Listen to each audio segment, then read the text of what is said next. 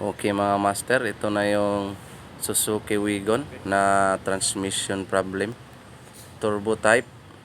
So walang drive at saka reverse to. So pinalitan natin ang buong transmission at ngayon ay okay na. Pero may nakailaw sa dashboard na oil at saka may tools. So ngayon ay reset natin. So ito yung oil indicator niya, yung mga kulay dilaw.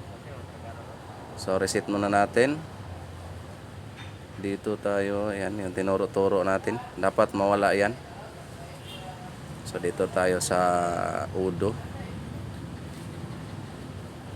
At dito naman tayo sa yan, default in.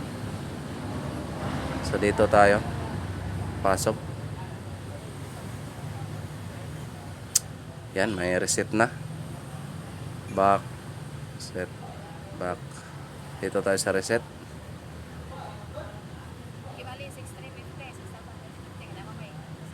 Ayun, pag success nawala yung oil indicator ng sign niya. So end tayo. Goods. So ngayon ay pandarin natin. Ayun. Yun, kita natin na nawala na. Wala nang nakailaw dito. So that's all mga master. Thank you and God bless.